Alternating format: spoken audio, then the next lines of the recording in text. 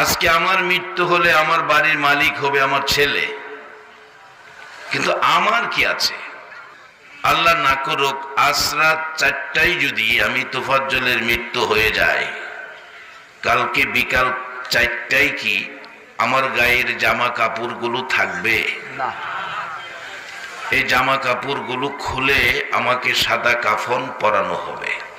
সাদা কাফন পরাইয়া এমন একটা দেশে পাঠাবে যেই দেশে শুধু যাওয়ার গাড়ি আছে, আসার কোনো গাড়ি নাই।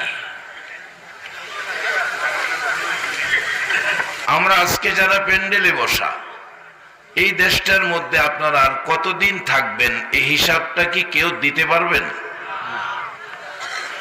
তাহলে এই দেশে আমার বলতে কিছুই নাই, কতদিন থাকবো হিসাবও দেওয়ার ক্ষমতা নাই। তাহলে এই দেশে আমি